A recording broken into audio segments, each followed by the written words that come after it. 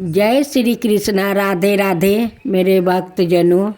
आज आप सुनेंगे भगवान शिव और कामदेव की कथा। भगवान शिव के आदेश से शपथ ऋषि भगवती पार्वती की परीक्षा लेने गए थे। उन्होंने पार्वती जी से पूछा, देवी, यह कठोर तप तुम किसके लिए कर रही हो? पार्वती जी ने उत्तर दिया, ऋषियों, मेरे तप का उद्देश्य सदा शिव को पति रूप में प्राप्ति करना है। ऋषियों ने कहा, देवी, नारद ने तुम्हारी बुद्धि को बिगाड़ दिया है। तुम ऐसे पति के लिए तप कर रही हो जो सन्यासी, साधु भेष वाला, गुणहीन और शरीर पर सांपों की माला धारण करने वाला है। हमने तुम्हारे लिए उपयोगित वर का चयन किया है। वो अत्यंत सुंदर, सबर गुण संपन्न और वैकुंठ धारी पति है। पार्वती बोली, ऋषियों, मेरा शरीर पर्वत से उत्पन्न हुआ है, इसलिए शरीर भले ही छूट जाए, हड्ड नहीं छूट सकता। मेरा इस जन्म में ही नहीं अपितु करोड़ों जन्मों के लिए यही हड्ड है कि यह तो मैं भगवान शिव से ही विवाह करूंगी, यह फिर कुंवारी ही रह जाऊंगी। ऋषियों ने भगवती पार्वती को जगदम्बा जानकर प्रणाम किया और परमेश्वर शिव को सब समाचार बताया, जिसे सुनकर महादेव परम प्रसन्न हुए। तदंतर शिव जी समाधि हो गए थे। उसी समय तारक नाम का एक दूरदंत असुर हुआ। उसने अपने अथाह बल और प्रचंड तेज से समस्त लोक और लोकपालों को जीत लिया। देवता लोग पराजित होकर दर दर भटकने लगा। तारकासुर को वरदान प्राप्ति था कि भगवान शंकर के वीर्य से उत्पन्न पुत्रा द्वारा ही उसकी मृत्यु होगी। देवगण अपनी समस्या लेकर ब्रह्मा जी के पास पहुँचे और उनसे अपना दुख बताया। ब्रह्मा जी ने कहा कि तुम लोग किसी तरह प्रयत्न करके कामदेव को भगवान शिव के पास भेजो, जो उन्हें मन में क्षोभ उत्पन्न करके उन्हें समाधि से विचलित करे। सती जी, जिन्होंने दक्ष यज्ञ में देह त्याग किया था, अब पार्वती के रूप में जन्म ले चुकी है। उन्होंने शिव जी को पति बनाने के लिए कठोर तप किया है। शिव जी की समाधि भंग होने पर हम उनसे विवाह का निवेदन करेंगे। इस प्रकार भले ही देवताओं का हित हो और कोई उपाय नहीं है। ब्रह्मा जी की सलाह मानकर देवताओं ने आने कामदेव से प्रार्थना की और अपनी सारी विपत्ति कही। कामदेव ने कहा, मैं भली भांति जानता हूँ कि शिव विरोध में मेरा कल्याण नहीं है, फिर भी लोक हित के लिए मैं यह कार्य अवश्य करूँगा। ऐसा कहकर कामदेव अपना पुष्पा का धनुष बाण लेकर भगवान शिव के समीप गया। उसने अपने प्रभाव से समस्त भूमंडल को वश में कर लिया। जगत में जितने स्त्री पुरुष थे, वो सब अपनी अपनी मर्यादा छोड़कर काम के प्रभाव में आ गए। सबके हृदय में काम की इच्छा जागृत हो गई। सारे जगत में खलबली मच गई। योगी और तपस्वी भी काम के बस हो गए। तो पामर मनुष्यों की गिनती की क्या, स्त्रियों सारे संसार को पुरुषमय और पुरुष स्त्रीमय देखने लगे। किसी के भी हृदय में धैर्य नहीं रहा। इस प्रकार समस्त संसार को अपने वशीभूति करे कामदेव परमेश्वर शिव के पास पहुँचा। आम के वृक्ष की एक सुंदर डाल पर वो बैठ गया। अपने पुष्पाधनुष से उसने 5 बाण छोड़ा जो शिव जी के हृदय में लगे। शिव जी ने आँख खोल कर कामदेव को देखा तो उन्हें बड़ा क्रोध हुआ।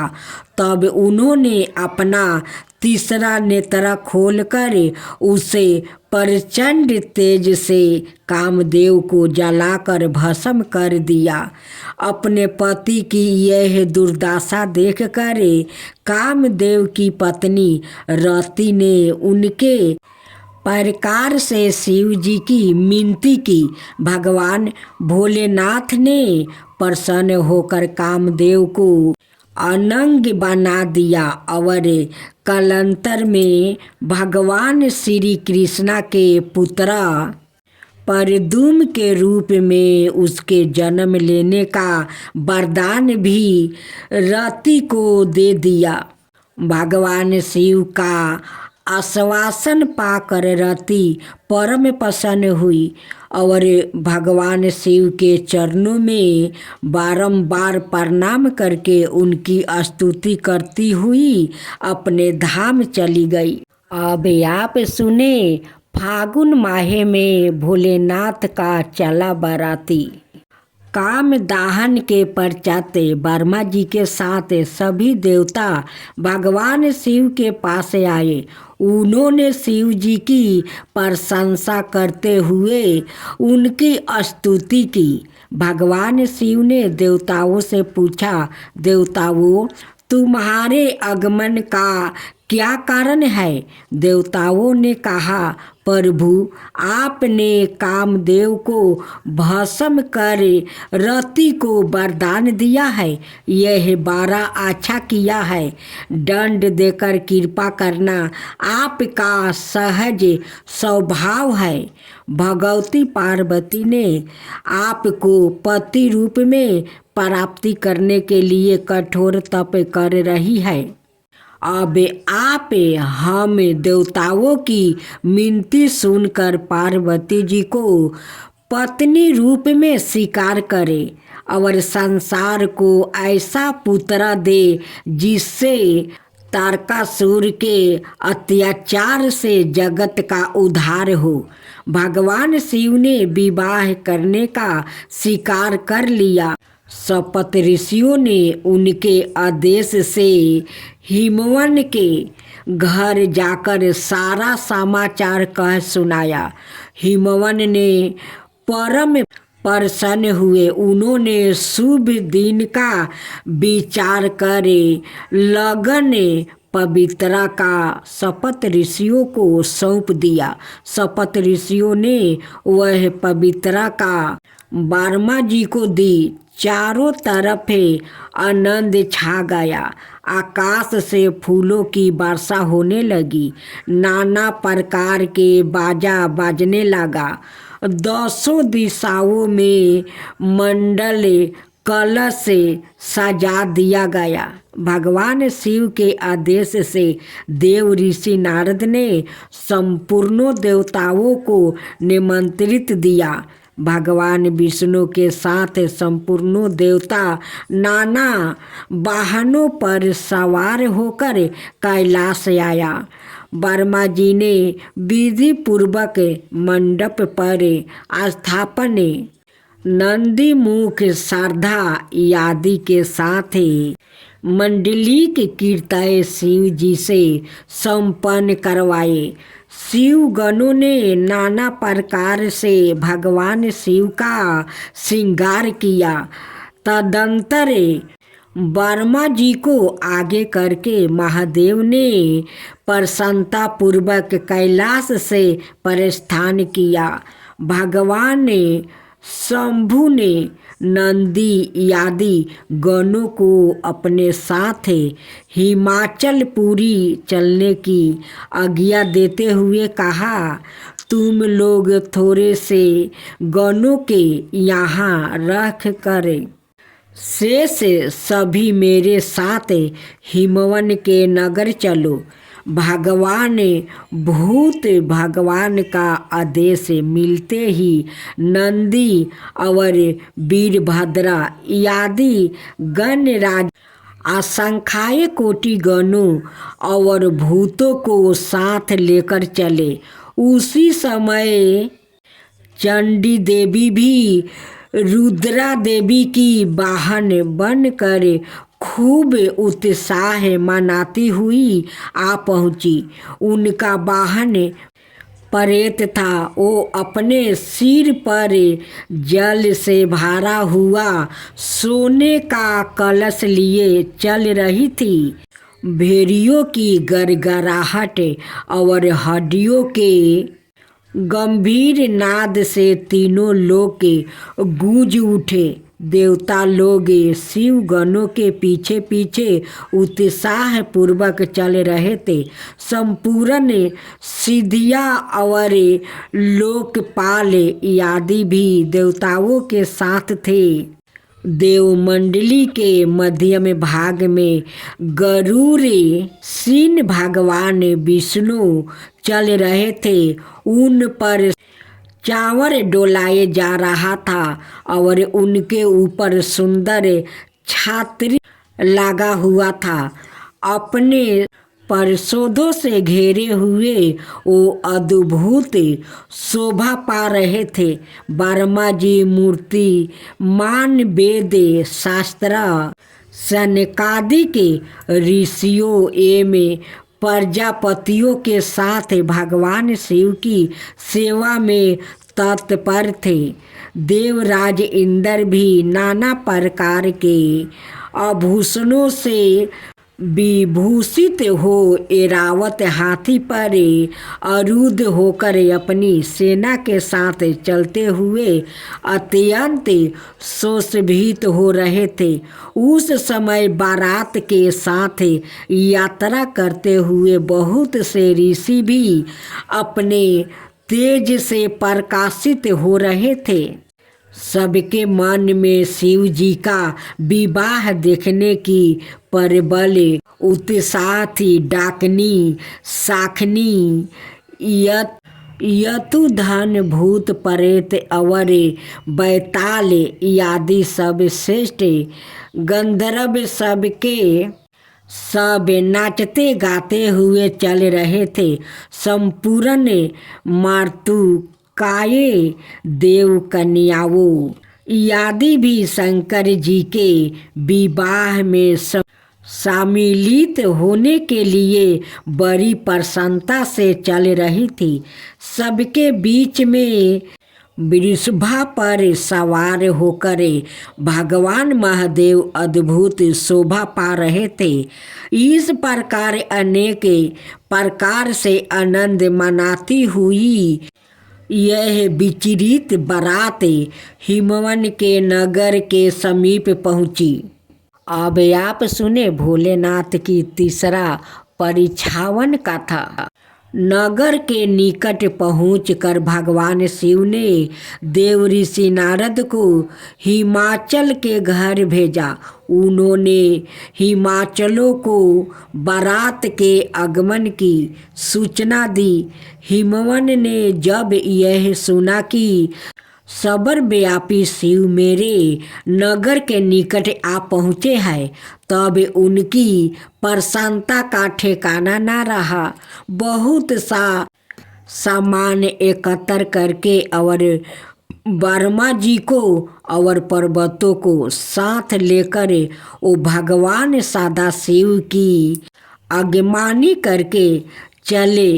बिरिसबा रूढ़ भगवान शिव का दर्शन करे हिमवन धन हो गया।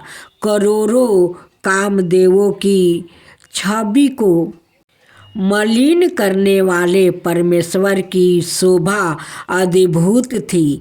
उनके दिव्या अंगों के प्रकाश से संपूर्ण दिशाओं प्रकाशित हो रही थी। उनका सिरी अंग निरंतर रेशमी वस्तु सुशोभित था। उनके मस्तक का दिव्या मटुक नाना रत्नों से जड़ा हुआ था, जिससे आँखों को चौंधिया देने वाला प्रकाश निकाल रहा था। आभूषण बने हुए सांप उनकी अंग का कांति को दोगुनित कर रहे थे। गिरजाराज ने सबको सादर प्रणाम किया। तदंतर भगवान शिव की आज्ञा से बाराती की आगमनी करते हुए वो अपने नगर की ओर चले। हिमवन के पीछे महादेव जी अपने बारातियों के साथ शीघ्रतापूर्वक चलने लगे। पार्वती की माता मैना के भीतर अहंकार था। परमेश्वर शिव उसे नष्ट करना चाहते थे, इसलिए उन्होंने भगवान विष्णु और ब्रह्मा जी से कहा, आप दोनों मेरी आज्ञा से देवताओं सहित अलग अलग गिरजाराज के द्वार पर पहुँचे। हम पीछे से आएंगे। शिव जी की आज्ञा सिरधारो कर सर्वप्रथम भगवान विष्णु हिमवन के द्वार पर पधारे। वो संपूर्ण शोभा से संपन्न थे। उनका सुंदराय करोड़ों कामदेवों को लज्जित कर रहा था। उन्हें देखकर मैना के नेत्रा चकोर बन गया। उन्होंने परामुदित होकर नारद जी से पूछा, नारद, क्या यही मेरी पार्वती की पति है? नारद जी बोले, देवी, यह शिव पार्वती का पति है, भगवान श्री हरि है। यह भगवान शिव के संपूर्ण कर्मों के अधिकारी और उन्हें प्रिय है। पार्वती के पति तो इनसे भी बढ़कर है। इनकी शोभा का वर्णन ही नहीं हो सकता। इसी प्रकार एक एक करके सभी देवता आते, मैना उनका परिचय पूछती और नारद जी उनको परमेश्वर शिव का सेवा का बतलाते। मैना हर्ष मगन होकर अपने और पार्वती के सौभाग्य की सराहना करने लगी। उसी समय मैना का अहंकार चूर चूर करने के उद्देश्य से अद्भुत भेष में परमेश्वर शिव पधारे। वो सवाय तो अद्भुत थे, उनके अनुचर और भी अद्भुत थे। कुछ के मुख टेढ़े थे तो कुछ अत्यंत करूपा दिखाई देते थे। कुछ लंगड़े थे तो कुछ अंधे थे। कुछ के मुख ही नहीं थे तो कुछ बहुत मुख वाले थे। सभी विचित्र भेष भूषा धारण किए थे। उनके बीच में भगवान शंकर बिरिसबा पर सवार थे। उनके 5 मुख थे और प्रत्येक मुख पर 3-3 नेत्र थे। मस्तक पर जाटा जूटा, गले में सांप की माला, 10 हाथ, 10 में पीनक और त्रिशूल, आंखें भयानक विचित्र भेष था। शिव जी का अपने दामाद का यह रूप देखकर मैना के हाथ से थाली छूट गई। भय से व्याकुल होकर वो पृथ्वी पर गिर पड़ी। उन्होंने पार्वती से कहा, मैं तुम्हें लेकर पहाड़ से गिर पड़ूंगी, आग में जल जाऊंगी या समुंदर में कूद पड़ूंगी, पर जीते जी मैं इस बौले वर से तुम्हारा विवाह नहीं करूंगी। मैना का अहंकार मर्दन कर भगवान शिव ने उन पर कृपा की। उन्होंने करोड़ों कामदेवों को लज्जित करने वाला दिव्या रूप धारण किया। उस परमात्मा दायक शिव स्वरूप का दर्शन करके मैना ध्यान हो गई। वो अपने दामाद की शोभा देखती हुई उनकी आरती उतारी और घर में चली गई। अब सुने शिव पार्वती की विवाह कथा। नगर में मंगल गीत गाने जाने लगे। हिमवन ने वेद मंत्रों के द्वारा कुल देवता का पूजन किया। सखियों और ब्राह्मण पत्नियों ने पार्वती जी को पहले स्नान कराया, फिर उन्हें सुंदर वस्तु भूषणों से सजाया। उस अवसर पर दोनों पक्षों में महान आनंददायक उत्साह मनाया जाने लगा। ब्राह्मणों को नाना प्रकार के दान दिए गए। तदंतर कन्यादान का समय समीप जाकर महात्मा शिव का गन्ना भगवान शंकर और बारातियों को बुला लेने के लिए कहा। हिमाचल के मंत्रियों ने जाकर वर और बारातियों से शीघ्र पधारने की प्रार्थना की। भगवान शंकर को सुंदर वस्तु भूषणों से सजाया गया और उन्हें वृषभ की पीठ पर बैठाया गया। सभी बारातिया भगवान शिव को आगे करके नाना प्रकार के बाजा बजाते और नृत्य करते हुए उनके पीछे पीछे हिमाचल के घर चले। परमेश्वर शिव का मस्तक पर छतरी ताना हुआ था, उन्हें चावर डोलाया जा रहा था। ब्राह्मण विष्णु, लोकपाल और इंद्र आदि उनके आगे आगे चल रहे थे। समस्त देवता पुष्पा वर्षा कर रहे थे। इस प्रकार भगवान शिव ने बारातियों सहित जगमंडप में प्रवेश किया। हिमाचल ने परमेश्वर और सभी देवताओं की विविध भांति से पूजन कर उनकी आरती उतारी। उन्होंने समस्त मुनियों और देवताओं को प्रणाम किया और सबके लिए सोने का सुंदर आसन दिया। महात्मा परमेश्वर पुण्य हवाचन किया। पार्वती जी की अंजलि में चावल भरा गया। उन्होंने शिव जी की ऊपर अक्षत छोड़ा। फिर भगवान शिव ने भी ब्रह्मा और बृहस्पति के कहने पर पार्वती जी का पूजन किया। गगाचर के आदेश से उचित समय पर हिमवन और मैना ने कन्यादान का कार्य आरंभ किया। मैना सोने का कलश लेकर अपने पति के दाहिनी ओर बैठी। पुरोहित ने अर्धाए पुष्पा, चंदन और वस्तु देकर भगवान परमेश्वर का वर रूप में वरण करवाया। वेदिका पर एक अत्यंत सुंदर सिंहासन था। भगवान शिव ब्रह्मा को सिर नवाकर उस सिंहासन पर बैठाया गया। तत्पश्चात मुनीश्वर ने पार्वती जी को बुलवाया। सखियों श्रृंगार करके उन्हें ले आई। पार्वती जी के दिव्या रूप को देखकर समस्त देवता मोहित हो गए। उनकी सुंदरता अतिभूत थी। जगदम्बा और शिव जी की अर्धांगिनी समझकर देवताओं ने उन्हें मन ही मन प्रणाम किया। मुनियों की आज्ञा से शिव पार्वती ने गणेश का पूजन किया। पर्वतराज हिमवन ने हाथ में कुश लेकर और कन्या का हाथ पकड़ कर उसे शिव जी को संपीड़ित किया।